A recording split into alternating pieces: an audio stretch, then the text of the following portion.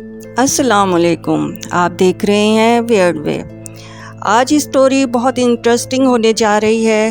یہ ایک بہت پراسرار راستے کی ہے جو کہ ایک ہمارے سننے والے نے بھیجی ہے، تو میں انہی کی زبانی یہ اسٹوری شروع کرتی ہوں۔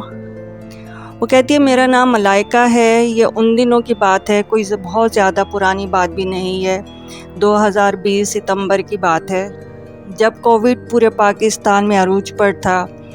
ہر طرف پھوکا عالم تھا، خوف و وحشت ہر طرف چھائی ہوئی تھی۔ ہر بندہ کووڈ میں مبتلا ہوئے جا رہا تھا، بہت زیادہ برا حال تھا، پورا پاکستان بند تھا۔ تو ہم لوگ بھی بہت زیادہ خوفزدہ تھے، چونکہ میرے میاں پرائیویٹ کمپنی میں جاب کرتے تھے، تمام کمپنیاں بند ہو چکی تھی، ہر کوئی اپنے گھر سے کام کر رہا تھا۔ تو ہم نے پلاننگ کی کہ کیوں نہ ہم لوگ اپنے سسرال یعنی میرے شوہر کے گھر والوں کے ہاں جاتے ہیں، جو مٹھی میں اندرون سندھ مٹھی کے علاقے پاس ہی رہتے تھے۔ پورا گاؤں کا منظر تھا، گاؤں والے تھے وہ لوگ۔ تو میرے بچے چونکہ پہلی بار اپنی زندگی میں گاؤں جا رہے تھے، تو وہ بہت زیادہ ایکسائٹیڈ تھے، اور میں بھی بہت خوش تھی کہ چونکہ شہر کی زندگی میں تو ہر طرف خوف ہی خوف تھا، تو ہم نے سوچا کہ فریش بھی ہو جائیں گے اور کیوں نہ زندگی کو جا کے انجوائے کریں۔ تو ہم لوگوں نے گاؤں کا پروگرام بنایا، اور تقریباً 1.5-2 ماہ رہنے کے لیے ہم نے اپنا پورا ساز و سامان اور کچھ ضروریات زندگی کی چیزیں اٹھائی، اور ہم لوگ اپنی گاڑی میں بنا ڈرائیور گاؤں چلے گئے۔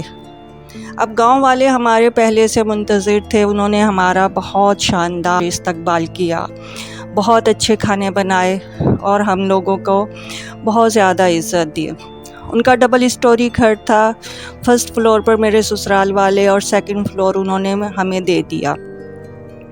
میں یہاں یہ ذکر کرتی چلوں کہ میرے 2 بیٹے تھے، بڑا بیٹا 10 سال کا اور چھوٹا 8 سال کا، جو کہ ضرورت سے زیادہ ہی اپنے باپ کے لاڈلے تھے۔ میں تو کبھی کبھار ڈانٹ بھی دیتی تھی، لیکن میرا شوہر انہیں کبھی بھی نہیں ڈانٹتے تھے، ان کی ہر بے جا ضد پوری کرتے تھے۔ آگے چل کر ان کی ضد ہی ہمارے کام بگاڑے گی۔ ہوا کچھ یوں کہ ابھی ہمیں رہتے ہوئے تیسرا ہی روز تھا، تو میرے بڑے بیٹے جس کا نام حماد تھا، اس کی لڑائی میرے نند کے بڑے بیٹے جو کہ اس کا ہی ایج فیلو تھا، چونکہ نند بھی ہمارے سسرال والے گھر کے قریب ہی رہتی تھی، اس کے بیٹے لڑائی ہو گئی۔ اور میرا بیٹا چونکہ شہر کا رہنے والا تھا، وہ گاؤں کے ماحول کو نہیں جانتا تھا، پہلی دفعہ ہی وہ گاؤں آیا تھا، تو اس نے اچھی خاصی لڑائی کی اور ضد پکڑ لی کہ ہمیں گھر جانا ہے واپس۔ میں نے اسے بہت سمجھایا بجھایا، میری ساس نے، میری نند نے تو اپنے بچے سے معافی بھی منگوائی اور بہت پیار کیا۔ پہلے دن تو وہ مان گیا، لیکن اگلے دن صبح سے اس کی لڑائی اسی بچے سے ہوئی جا رہی تھی، اور اب تو رات کو 8 بجے لڑائی یہاں تک ہوئی کہ دونوں میں مار کٹائی تک ہو گئی۔ اب تو میرے بچے کا بہت برا حال تھا، وہ تو بس روئے جا رہا تھا، اور ایک ہی ضد تھی کہ ہمیں گھر واپس جانا ہے، میں نے یہاں ان لوگوں کے ساتھ نہیں رہنا۔ اب میرے شوہر چونکہ اپنے بچوں کی ہر بے جا ضد مانتے تھے، انہوں نے کہا کہ جب بچہ اتنا ڈسٹرب ہے، وہ اس ماحول میں ایڈجسٹ نہیں ہو رہا، تو کیوں نہ ہم واپس چلتے ہیں۔ میں نے بہت سمجھایا، ساس نے بھی سمجھایا، لیکن میرا بیٹا تھا کہ ضد کیا ہی جا رہا تھا۔ جب اس نے دیکھا کہ اس کا باپ بھی اس کا ساتھ دے رہا ہے، تو اس نے کہا مجھے تو ابھی اور اسی وقت جانا ہے۔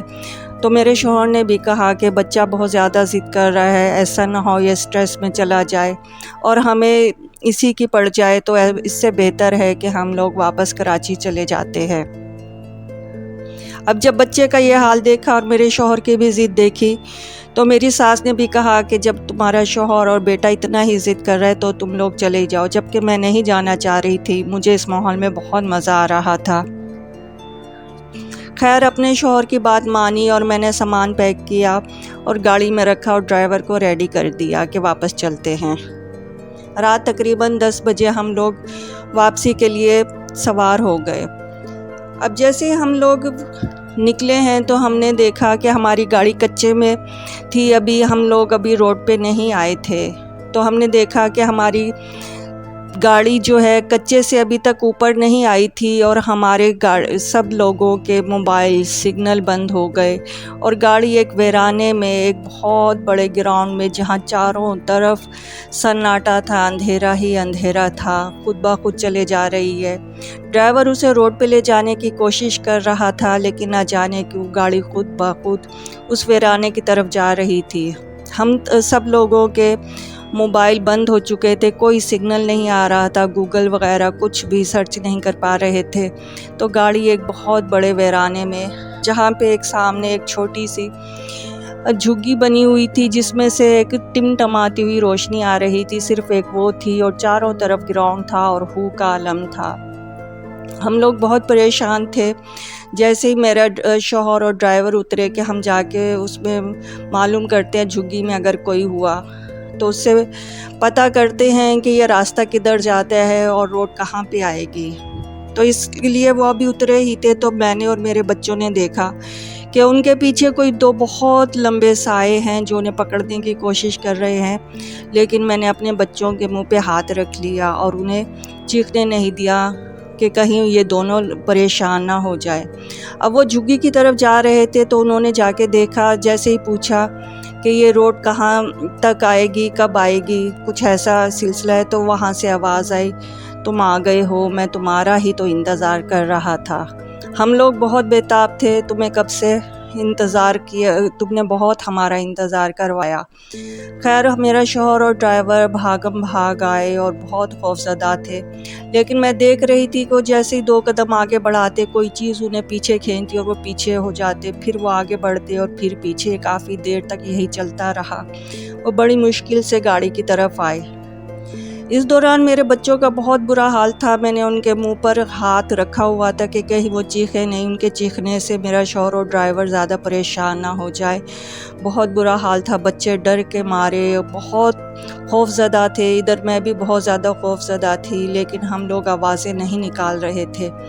अब जैसे ही मेरा शौहर और ड्राइवर गाड़ी में आकर बैठे, तो हमने देखा कि चारों तरफ कब्रें हैं और उसमें से कफन पहने सफ़ेद मुर्दे बाहर निकल रहे हैं और हमारी तरफ बढ़ रहे हैं और हमें नोचने की कोशिश कर रहे थे। हमारी गाड़ी के ऊपर बैठे हैं। ड्राइवर ने गाड़ी स्टार्ट की और जैसे उसने स्टार्ट की तो फ़ौरन ब्रेक लगाई, कहने लगा मेरी गाड़ी के नीचे कुछ आ गया है, कोई आके मर गया है। अब तो हमारा बहुत बुरा हाल था कि ये लोग कहीं अब हमें मार ना दें। जैसे तैसे हम लोगों ने गाड़ी को धक्का लगाने की कोशिश की, स्टार्ट करने की, लेकिन गाड़ी स्टार्ट नहीं हो रही थी।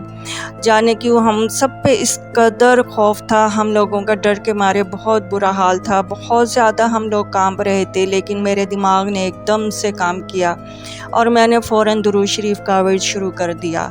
जब मैंने दुरूद शरीफ का विर्द किया तो मेरे ड्राइवर ने, शौहर और बच्चों ने भी ऊंचा ऊंचा दुरूद शरीफ का विर्द शुरू कर दिया। जैसे ही हमने शुरू किया तो हमारी गाड़ी स्टार्ट हो गई और वो जो खबीस चीज़ें थी हमारी गाड़ी से दूर होती चली गई और वो अपने हाथ मलते रह गए। जब पीछे मुड़ के देखा, वो तो एक बहुत खौफनाक कब्रिस्तान था, बहुत बुरा हाल। हमने अल्लाह का शुक्र किया कि हमारी जान बची और हम खैर खैरियत से हम पक्की रोड पर भी आ गए और हमारे मोबाइल भी खुल गए, गूगल ऑन किया और हम सुबह के 8 बजे अपने घर कराची पहुँचे। घर पे पहुँचे तो हमने एक दूसरे को जब बताया तो कोई कहता है कि हमने मुर्दे देखे, तो कोई कहता है कि हम सरकटे लोगों को देख रहे थे, कोई साया देखे, यानी कि हम 5 लोगों ने अलग अलग चीज़ें देखी। अब जब घर पहुँचे तो मेरा बड़ा बेटा बहुत ज़्यादा शर्मिंदा था और मुझसे माफ़ी मांग रहा था कि मेरी गलती की वजह से हम सब ने इतनी बड़ी सज़ा पाई। खैर हमारे साथ ये वाक़या होना था, तभी तो मेरा बच्चा खामखा में ज़िद कर रहा था, वरना ऐसा भी नहीं था कि ये बच्चा माँ बाप की बात नहीं मानता। आज इस वाक़ये को तकरीबन 2.5 साल हो गए हैं, लगता ऐसे ही है जैसे ये कल की बात है। तो दोस्तों, आज की स्टोरी कैसी लगी? अगर आप भी कोई स्टोरी मुझसे शेयर करना चाहें तो मेरे चैनल पे आप भेज सकते हैं। अब मेरे चैनल को सब्सक्राइब करो, बेल आइकन को प्रेस करें।